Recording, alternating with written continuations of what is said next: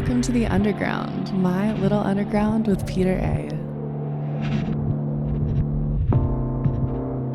It's my little underground. I'm Peter A. We are in July, which means it's time for midterms. Talking about some of the best music of 2023 so far, and as usual, I got my man Conor Rooney with me to grade this year's midterms. A lot of good stuff this year, but Conor, what's different this year is that I'm all about quality. This is the year of quality. Now, in the past, I've shared with you, and in general, just stuff that I liked that came out in that year. This year, I'm like, yeah, there's a lot of stuff that I like, but I really want to focus on the things that I really love that I know I'm going to return to. Do you feel the same way? You know what I mean? I do. There's been so much that's come out this year, and I could have included 10 projects, I think, on this list, but um, focusing on just the quality and just kind of limiting ourselves to two is nice because these are ones I know that I've been returning to, which goes miles beyond just like, oh yeah, that's my rotation, it's nice. These are nice, if that makes sense. These are nice. I like them a lot. So, um, it's exciting to focus on that quality instead. I really wanted to zero in on the stuff that's truly on repeat for you this year. Uh-huh. So, as usual, you go first. Let's go. Great. Okay. Well, I wanted to talk about the new Water from Your Eyes album. Everyone's crushed. I've loved them since their first EP. I don't know the name of that one, but All a Dance is on it. That's the Girl is on it. Came out in 2017. I think we've been following them ever since. We saw them in that garage, which is great, and they're also friends of the pod. I know that because you've spoken to them a lot, and you went to the release show. So Well, this you was a sent very me their songs randomly in 2018, just in passing. Oh, check this band out. I'm like, oh, yeah this is really good. And then it turns out they were playing a show on Long Island yeah at what used to be Our Lady of Perpetual Hope, and then they sort of rebranded, for lack of a better term. I forgot what the new space was called, but we saw them there. It was a garage in Hempstead, and yeah it was one of the coolest shows I've seen in a garage and in general because their sound is so, as you know, so captivating and just so bombastic in the best way. It's strange and unfamiliar yet just captivating. yeah. And I remember freezing my ass off. That was a really cold night. I was just like, oh my God, but then you get in there and that kind of melted away. So, Yep. so which is all to say then that I think I had pretty high expectations for this one. Um, but they were signed to Matador, which is amazing. I'm really happy for them. I know they've been touring with Interpol lately and they've toured with Spoon, so they've really been blowing up. Right now they're on a European tour, but Everyone's Crushed, I think, is has been on repeat for me since it came out. I think it came out about 2 months ago, I want to say, maybe a month and a half, very recent. But it feels like this immersive and captivating, like spellbinding journey into like the weird intricacies of like emotion and their ability to kind of seamlessly blend genres like pop, dance, like just indie and weird noise. Nothing feels out of place, and I like that about it. It all makes sense. Like if you described them to me on paper, I'm like that. None of that sounds like it makes sense at all. And then you hear it, you're like, it does though. Okay, that makes a lot of sense. I hear it. I think for me, one of the highlights is track five. It's got this incredible energy and like really infectious melody for me. But it's just there's so much to listen to with it. There's just endlessly, it's endlessly. You can kind of find new things every single time, and that's what I love about it. And it doesn't hurt that they're also just really funny in general. I just get a lot of big sense of humor. Their sense of humor comes through, I think, on their music a lot and through their social media channels, and they're just a very likable group on their own as people, but they happen to make really amazing pop music that I think does kind of push the envelope in many ways for whatever genre they're in. Um, and they're playing next week, Summer Stage, with Horse Girl and Ice Age. So, and that's free. You just hit the nail on the head. Like, it doesn't make sense. They don't make sense sonically. but Hmm. it's so interesting and it's compelling, and nothing sounds like that. And this is probably the best record yet, I feel. And it's kind of like the new Wes Anderson film, Asteroid City. I don't know if you saw Yeah, it. I did, and you sent me that meme today. That was really, really just on point. That made it. Yeah, yeah, yeah. I did The see it. movie doesn't make sense, but it is visually compelling. It's a breath of fresh air to the Marvel Cinematic Universe and the Fast Cinematic Universe. Nothing against those, but it's nice to see something that has nothing to do with any of that. It's not a third or fourth remake. It's not Hmm. a musical, a movie adaptation of a musical. Again, no shade to all of those, but it's a breath of fresh air. It's different from that. And Water from Your Eyes is just that, except um, it's musical, and I can see myself listening to it as compared to watching Asteroid City. It's like it was great to see, but it's not something I would necessarily return to. But it is captivating in a way that you can't really describe. But Water from Your Eyes kind of has that. But like, this is a record I would purchase. You know what I mean? Hmm. It's similar, but it's different at the same time. If that makes any sense. It sticks with you. I think There you go. when I heard this for the first time, I was like, oh, okay, interesting. I've not heard this before. And having listened to them before, I still had the, oh, this is new. This is not, I don't hear All a Dance. I don't make songs like All a Dance really anymore. It's like you hear that and you go, oh, okay, they keep reinventing themselves, which is really cool. So uh, I'm very excited to see them live. I has it It might have been the last time I saw them live was at the Glove, I think in 2019, which is Damn. so long ago. Yeah. But that must have been the last time. And now Summer Stage, crazy. Unbelievable. From the garage that we saw them in to like Summer Stage, that's nuts to me. Ridiculous. In Yeah, the best way. in the best way. Yeah. All right. So Hmm. I should have said this when we were starting. I actually wanted to start with singles and EPs first, but that's fine. Um, Okay. Okay. but it's okay. We'll do LPs. Uh But huh. my first LP is a former My Little Underground guest. Actually, my fifth ever guest is Kelly Moonstone, the artist formerly known as the Aphrodite. And she put out her debut LP, I Digress. And Kelly, just generally speaking, is an absolutely talented singer and rapper, like the likes of Lauryn Hill, Mos Def, Yasin Bey, just really talented on multiple levels. And this album is a showcase of all of that. There's some fantastic arrangements here, and she just really understands how to put together a song.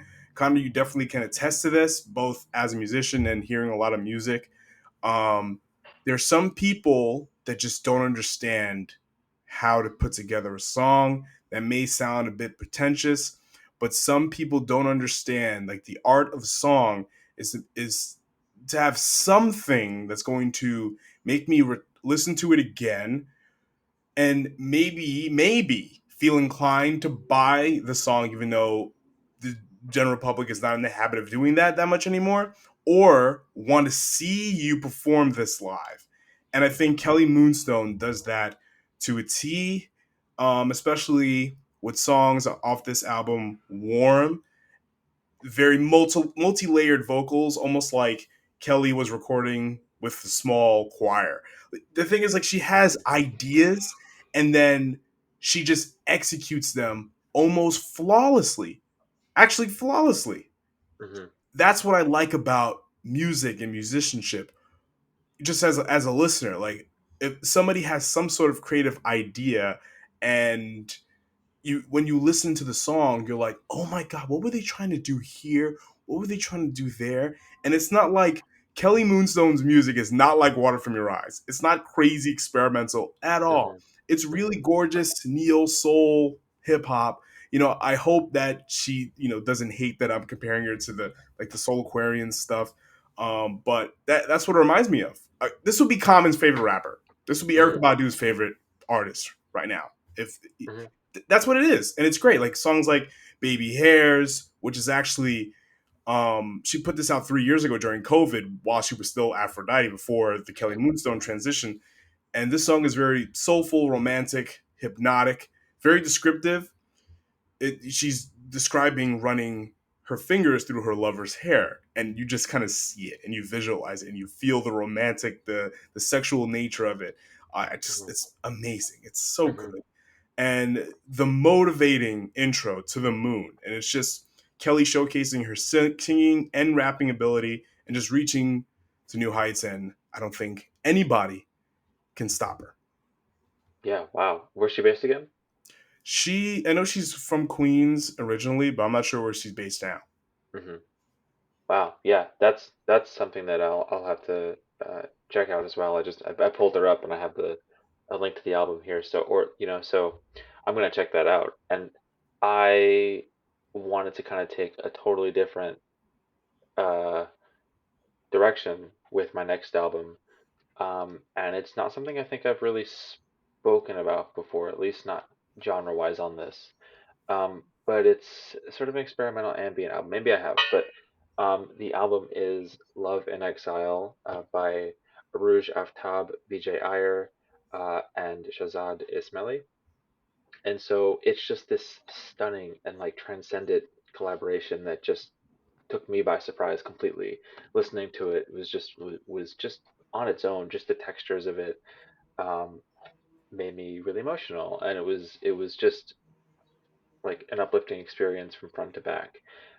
It's like this fusion of like South Asian music, jazz, and experimental, just seamlessly integrated into one another, and it works so well. And something I've been trying to do, um, or I thought to do recently, is to sit with an album, and this ties into the idea of quality over quantity, and just kind of sit with an album and like a piece of music and have a relationship with it, like really just like understand it. Like if you've listened to it, you know it, you think that okay, listen to it again, again, just so you really understand it and get across everything it's trying to convey. And I think that improves your relationship to music as a whole and to specific artists as well. And this is one of the ways I'm trying to do that with this specific album.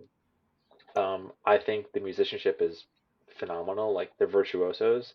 I actually ended up photographing before I even knew any of this Aruj Aftab at Carnegie Hall earlier this year, and that was just a stunning performance. And I was like, "Who is this?" And then I looked her up, and she's based in Brooklyn. I think uh, she won a major prize, and I think she was the first. And I could be totally getting this wrong, but she was the first Pakistani woman to win that prize. This was, I believe, this year or last year. And if that's also wrong, like this can be cut, but I think that's the case. I was reading it in a review somewhere, but uh, yeah, I can't recommend this album enough. It just has this incredibly rich texture, and lyrics are sung in Urdu and Persian.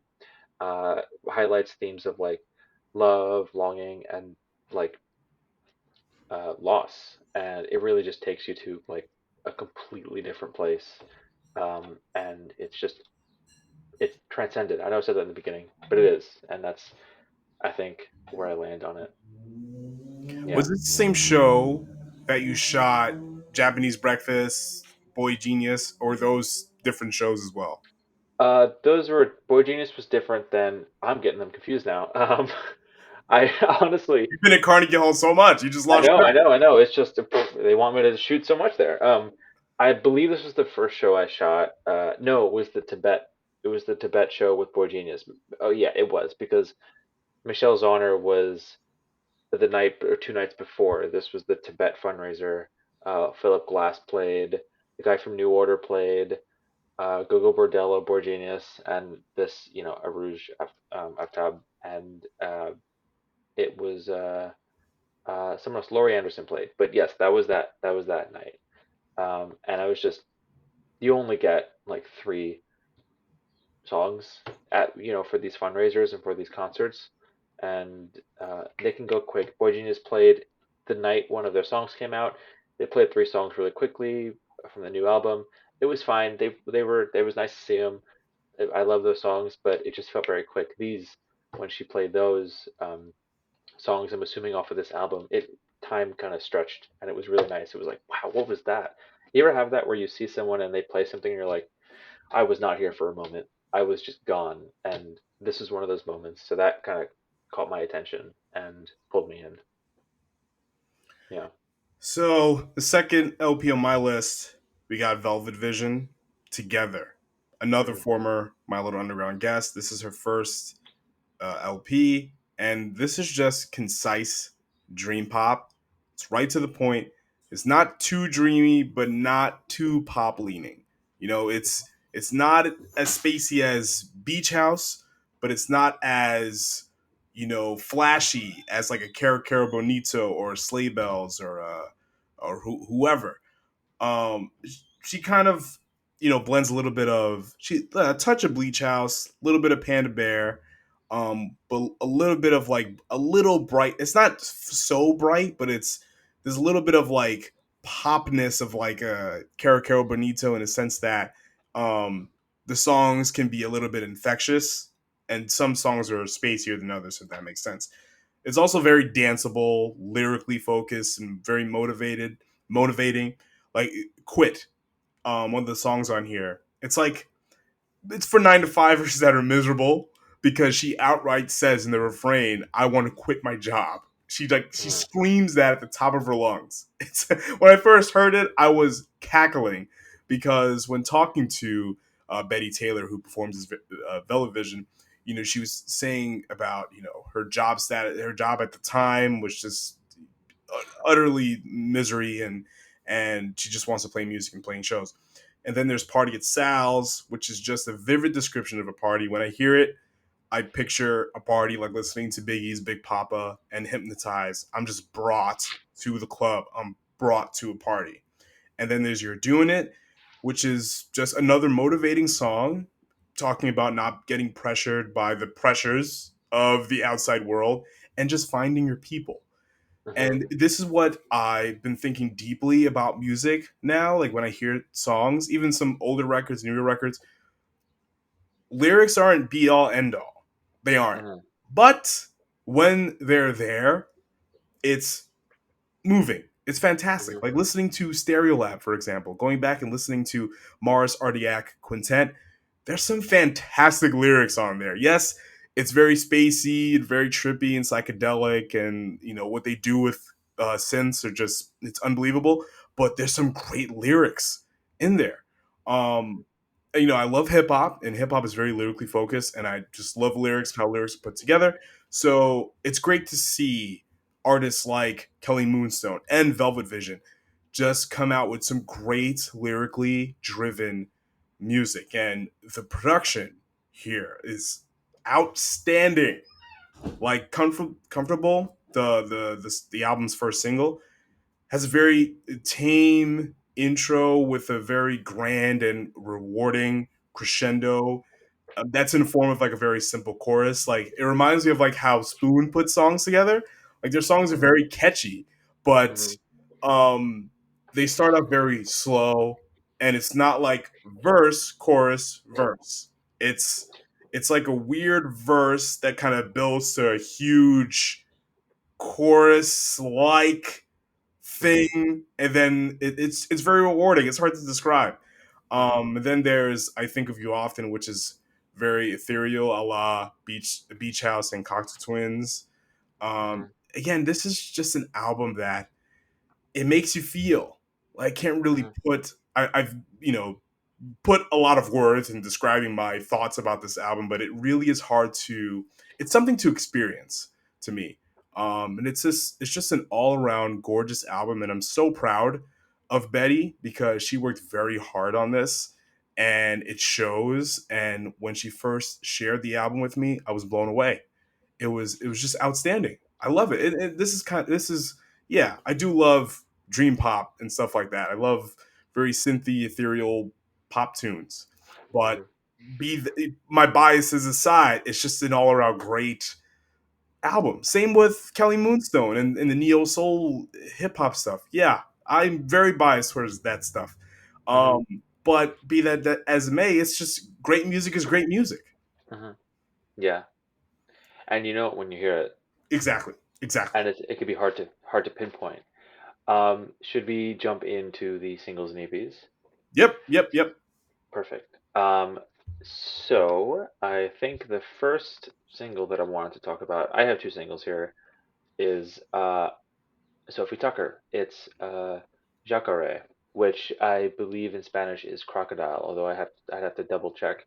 But I heard this for the first time 2 or 3 months ago on it was a KEXP session. And I was Wow. like, oh, I don't really know Sophie Tucker. I know of them. I know they're really big. I know they make dance music, whatever. And I heard this song, and the guitar melody hooked me immediately. I was like, oh my god, this is really. And it wasn't out. It was just on the KEXP session. I was just like, you guys release this. Like, this is phenomenal. And it's just it draws inspiration from like uh, Brazilian music like bossa nova and samba, and it's just got this like really earworm kind of melody uh, going on, and it's this really upbeat, energetic song. The rhythm is just kind of gets you moving. The vocals are really vibrant, and they're sung both in Portuguese and English. So it's a really interesting mix. And it's just this really interesting fusion of a few different styles, and it's pulled off so well. And I can't recommend it enough. I was listening to it, on a run an hour ago, and I was just like, okay, I'm running faster now, and it was just kind of doing that to me. But yeah, Sophie Tucker, Jacare, and also they're from New York, so I didn't know that. Oh Yeah, wow. Well, yeah, speaking of bossa nova, have you ever listened to Sergio Mendes and Brazil '66? I have not. Oh yeah, that's some really good bossa nova stuff, and I've been trying to get into that for years. I just didn't know where to start.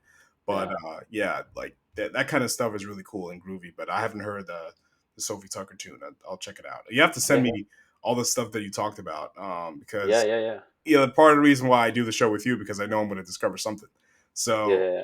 Yeah, same. um, yeah, yeah. Hmm. So Chime School. This is a single that I've been listening to end over end since it came out. And Chime School, I don't know if you're familiar. They're a Slumberland Records act. Jangle Pop C86 outfit from the Bay Area, Hmm. and they dropped a single, Coming to Your Town, on the A side, an original single, and on the B side, there's a Buzzcocks cover called "I Love You More." It's gorgeous, it's phenomenal. But the A side, Coming to Your Town, it's an unbelievably catchy jangle pop banger that describes COVID and the socio-political aftermath, because we have a disease coming our way. Then at the same time, there were a bunch of protests happening because injustice happens even with a disease that keeps people at home. There are things still happening. So this Hmm. song just describes it in a beautiful way. Um, Again, this is another style of music that I'm fond over. Like I love like the C86, early, like I guess um, what would become Britpop, like because the Stone Roses had this kind of style too, and Oasis kind of just mirrored the formula of the Stone Roses. So like bands like the Vaselines and Black Tambourine early on, like stuff like that.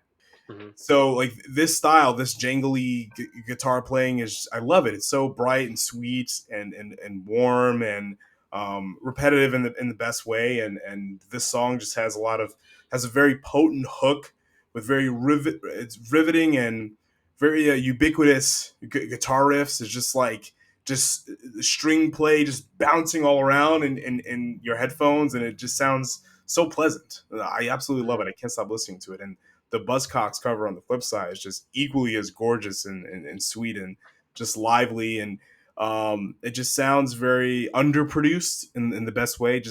It doesn't have like 10,000 string orchestras. Hmm. Yeah, It's just very simple and right to the point. That's what I love about music. So yeah. I am a sucker for 10,000 orchestras at once, though. uh, Sometimes I do want that. I've been listening to a lot of Sigur Rós lately, and I like that. But I like the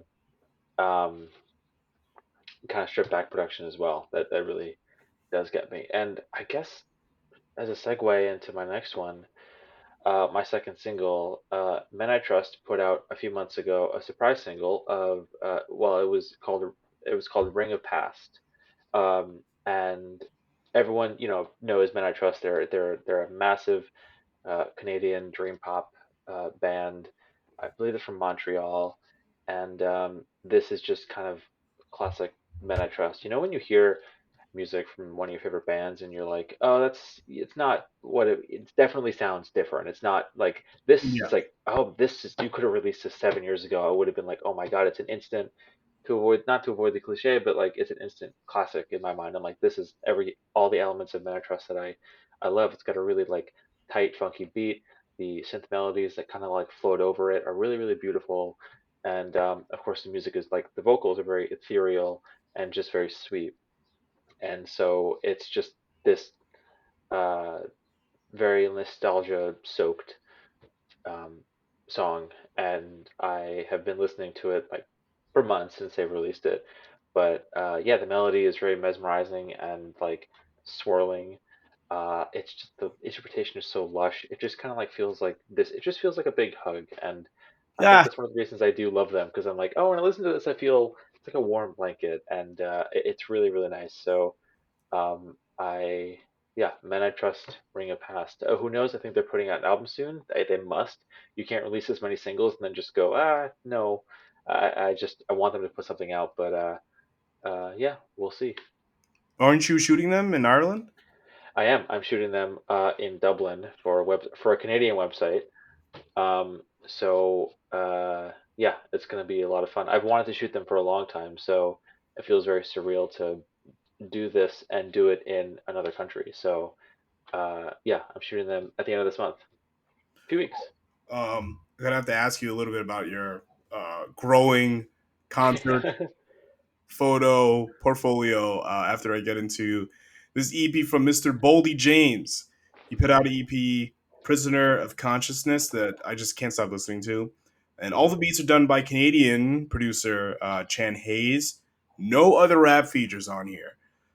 Just Boldy's smooth, monotone delivery of street bars over some soul samples. And this kind of talks about the dark side of the drug game, kind of like what Big Daddy Kane said in Ice T's Art of Rap documentary that everybody must see. He's like, what happens when it wasn't Big Daddy Kane, was it Bun B? It was Bun B. So, like, what happens like if you get caught? You know what I mean? Like, what happens after you make the money and you got all the drugs and everything like that? But like, what happens if you get caught? If someone tells you, like, the aftermath, you don't see what happens after. Like, it's very interesting. Like, and he also talks a lot about fair weather friends. You know, on I Try, one of my favorite songs on here, he says, "quote I need to be more selective on who I call my guys because I got more friends in the grave than I do that's alive." It's unbelievable. It's a lot of Mm, that going on here, and it's nuts. And he also talked about on Flashback. He's like motherfuck the post on IG. There's a bail I need you to post. You know what I mean? It's mhm, really just dark and gritty and just testing loyalty. And I'm starting to fall out of favor with a lot of like street talk and drug stuff because I don't know. I mean, I know I understand hip hop. I know where it started and know it comes from that. It comes from the inner city. It comes from like South Bronx of all places. And during the height and of the heroin boom and then eventually the crack epidemic and a lot of people coming out of that are talking about their experiences from there. But then there's some people that are just like trying to perpetuate themselves as some sort of character. It's like it becomes it turns from the CNN for black people, like Chuck D said, to like a WWE character. mhm, It's just like it becomes a parody, and it's not cool. But like I love what Boldy James is doing here. He's talking about a life not in a favorable way, not in a glamorous way. It's very dark, and it's very just powerful and emotive too. It's beautiful. It's a anyone looking for some really solid, mature, and really thought provoking hip hop music, this is it. Boldy James, Prisoner of Consciousness. mhm. Cool. Yeah, I'll have to check that out. Yeah, Send me links to everything, by the way. yeah, Like, I'll have to, as there's a we lot for me do, to as we listen often to. do. Yeah, yeah, yeah, yeah, yeah. But yeah, no, that's something that I'm really excited to check out as well. Yeah. So Hmm. okay, so we got our midterms graded already. Hmm. Um, you've been doing a lot, to say the least. As far as like taking photos of a lot of bands, even some bands you don't particularly like. Like I know you're not into Bring Me the Horizon, Yeah, but I saw some of the shots. This was a year ago now. I yeah. saw some of the shots you did, and they're great. They're really, really good. So when did you start to okay, I'm gonna try to step up my photography game because I remember you starting to take a lot more pictures at shows eventually and then buying cameras and stuff like that. But like, when did you start to say, okay, I'm gonna start to flex this craft and like get better at it? Um, so first of all, thank you. I mean, I put them out there, and I just don't think that I don't think about people looking at them. So it's really nice to hear that. I think it was I was at there was a photo gallery there was a photo gallery at Pace, and it was music photography. It was concert and music photography, portraits mostly, some live stuff, and it ran the years. It was just from the 50s, 60s to now, like major pop stars, older pop stars, everything. And I had someone who is a fellow photographer. I saw him post about it, so I went, and I was just in there like, oh my God, this is phenomenal. Because at that point, I had sort of been fired from a music job that really meant a lot to me, and I was just kind of out of favor with music. I didn't really have a connection to it because my work was tied up in it, and I just had this painful experience. So I realized this was creative, and it was in a gallery, and that it was just validating. So I was like, this is really cool. They also, and I remember going into this room, and this is not really. I mean, this might not make any sense, but this is how I view this. I go into this room, and there's a bunch of these photographers and photographers' work up there, and I'm standing there looking at this one work, and then next to me there's this shorter man that like walks up next to me, and I look to my left, and it's Nick Zinner, and he's standing next to me, and he's like watching, looking at the photos. And I didn't say anything, but I was just like, he was there. He's a photographer as well, and I realized like, okay, this is I just wanna like see if I can hone this, and then I would just start taking pictures, taking my camera to shows, and I think the first show that I realized I could do this was what you mentioned. It was the Bring Me the Horizon show at Barclay Center. I got those shots, and I went home and I looked at them, and I said, "Oh, this is fun. This is really fun." So from there, I just started um, shooting essentially from the hip and just seeing what I can do, and then picking things up here and there. I still don't really know what I'm doing, but I've picked things up here and there, and uh, you learn on the go. But that's kind of the most, because I don't play music anymore. Shooting shows is kind of my proxy for that. When you're shooting a show, for me, I feel like I'm a part of the band and a part of the whole performance, which is the same feeling as playing the show. I didn't expect that. So shooting Bring Me the Horizon in front of like an entirely sold out Barclay Center was a nuts feeling. I was like, oh my God, I'm sandwiched between this huge like theatrical performance in front of me and what 25,000 people behind me screaming, and like I'm just in the center there in the middle kind of documenting it. But that was a rush. That was a rush. So I decided from there, I was like, I want to see what I can do with this, and I've just been shooting since. Did you get credentials for that show, or did you just bring a camera? Were you allowed to bring a camera and just shoot just for fun? I had credentials because I just started shooting for QRO magazine. I just started shooting for them, and that day, uh, my editor sent an email out to everyone who shoots, all the photographers, and said, "Hey, we just had someone pull out who can't shoot the show tonight. Can anyone do this?" I happened to be on my phone when that email came through, so I immediately said yes, and I just didn't expect it. I didn't expect. I'm assuming everyone else is also on their phone and also saying, "Yes, I want to do this." But he goes, "Okay, cool, you're good for it." And I just then I had to get my ass to Barclays Center really quickly, and I was just like, "Oh my God!" Also, not been there in like 10 years, so I was just like, "This is really crazy." But yeah, so I had the credentials. I get into Barclays Center, and they usher me into the photo pit. And first three songs, that was it. They ushered me out, but I was allowed to stay for the show. But yeah, I had credentials, and they went up, I think, the next day on the website. That's cool. That's really cool. Yeah. So the link to your portfolio is going to be in the description of this episode, but please plug it so people can hear it before they click it. Yeah, yeah. So it's www.rooneytunes.com, but it's Rooneytns. Um, it's really funny when I meet people that I only know online who are photographers. They go, "Are you Rooney?" And I'm like, "Oh, it's that's fine."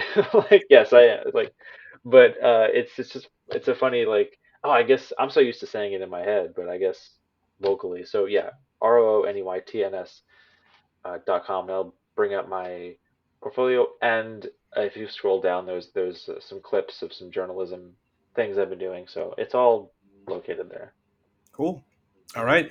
This has been the midterms episode of My Little Underground, talking about the best albums or just music in general of 2023 so far. And I'm Peter A. And you can follow My Little Underground on socials. All the links will be in the description, along with Connor's very growing and vast concert shooting portfolio. Thank you again, Connor, for coming on the show for our annual show. We'll be back December to do our finals to kind of wrap up all the music that's going to come out after we get off here today.